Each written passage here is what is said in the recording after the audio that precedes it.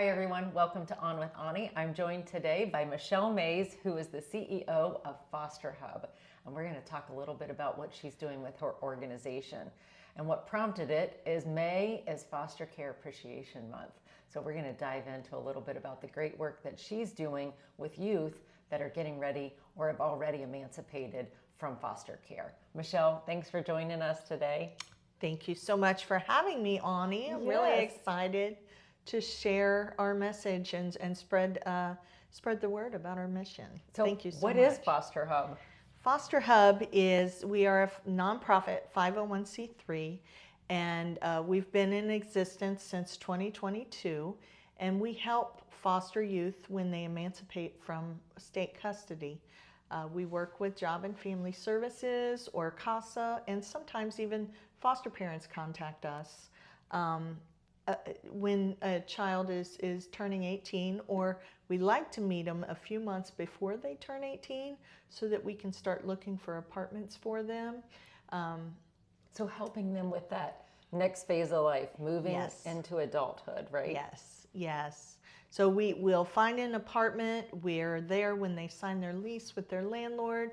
We take them shopping. We teach them how to shop healthy and on a budget. We give them rides to work. We help them find jobs.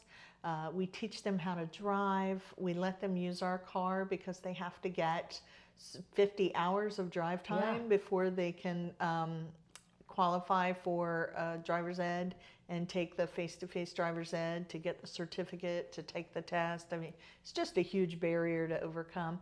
We also talk to them about what they want to be when they're older, and we start helping them focus on trade schools or colleges if that is what they want to do, or we help them figure out what they want to do. A lot of kids when they're 18, I know when I was 18, I wanted to be everything. I wanted to be an actress. I wanted to be a veterinarian. I wanted to be, you know, all these different psychologists. So, you know, your mind can change, but you guys are playing that role as, you know, I had my parents that were helping me with that transition. So these kids don't have that. So you're kind of filling that space for them and helping them. That's awesome. So you probably consider yourself an aunt to a lot of these kids. That's what we tell them. We tell them we're your crazy aunts. We're going to be honest with you no matter what, and we're going to tell you when you're going the wrong way, and we'll help you get right back on track. But we're here. We're here to support you. You don't have to do this alone. Any questions you have, you can call us, and some of them just get scared being alone for the first time. You just need advice sometimes. And advice. One young lady, when we got her foster mom had called her 2 weeks after she moved into her apartment and told her her dog had died that she had been with for the last 7 years. So she was really upset, and so I just went and got her, and we brought her to my house, and we watched movies and ate popcorn and made pizzas. So you're a support structure too. Yeah. So pretty much anything that I did with my 3 young adults.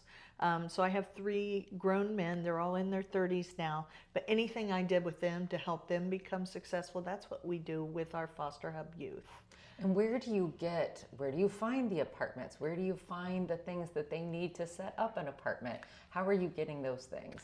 I speak in a lot of churches and panels, and like I do any event where we can set up a table, I'll do that. So donations, to spread the word. I'm assuming, Donations.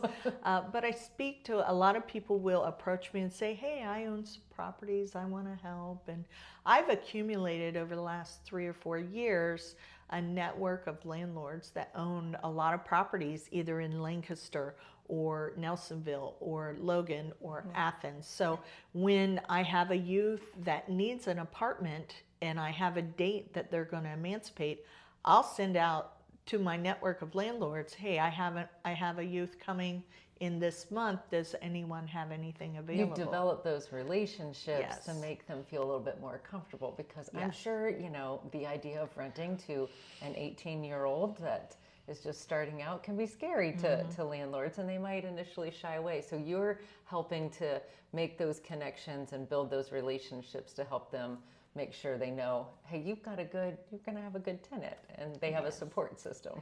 Yes, and that's the key right there, is that the landlord knows that they're not there. We're not just dropping them off and leaving them to figure it out on their own. So our landlords know, if we're going to be in there every week, we're going to teach them how to clean. We're going to teach them. Some kids don't know how to do laundry. We teach them how to do laundry. Any basic soft skills, we call these soft skills that you need to survive as an adult, we teach those as well. Some of the kids, they already know because they've been doing it for years. But there are some we have to teach that have never cleaned up after themselves, and we have to go in every week and be like, okay, come on, this doesn't belong here. You got a garbage can outside. Let's take this garbage out. We just treat them like our own family. So you seem like the Energizer Bunny to me, Michelle, but do you have other folks that are helping you accomplish all this stuff, or are you a one-woman show?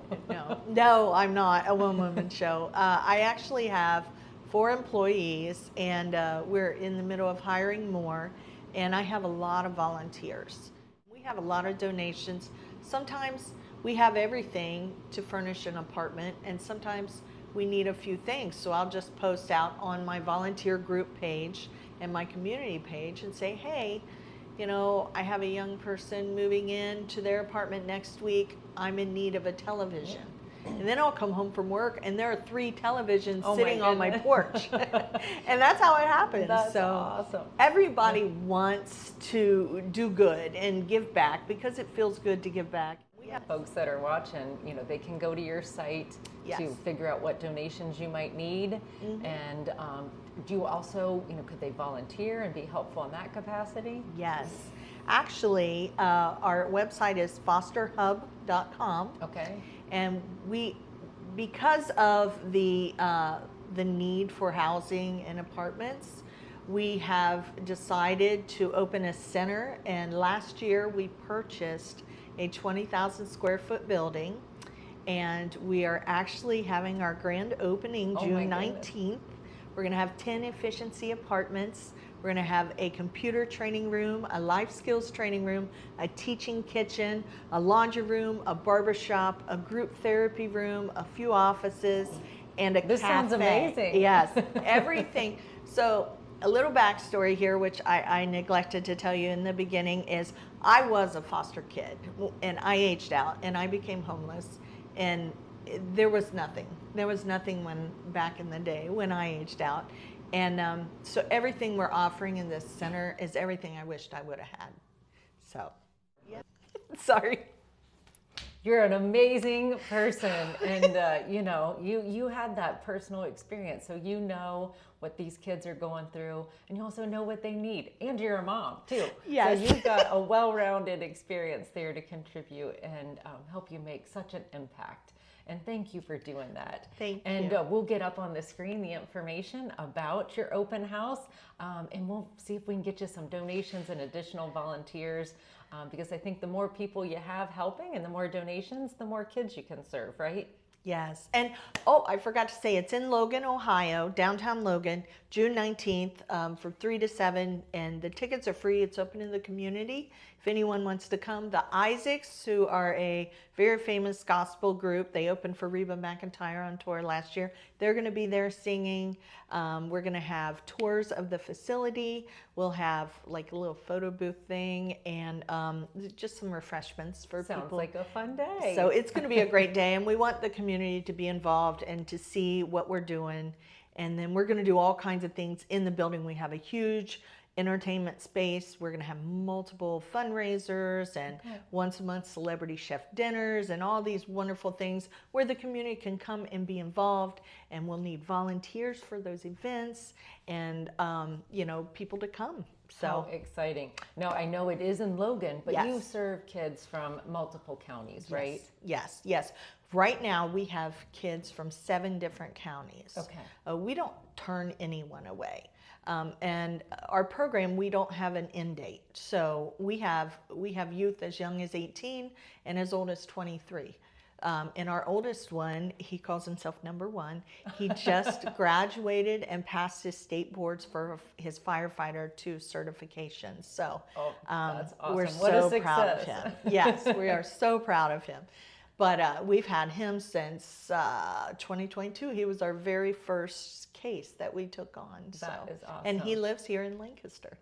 Well, Michelle, thank you for taking time to chat with us today and share about the Foster Hub. If you want more information, you can go to their website, thefosterhub.com. Yes, ma'am. Awesome. All right, thanks. Thank you, Aunie.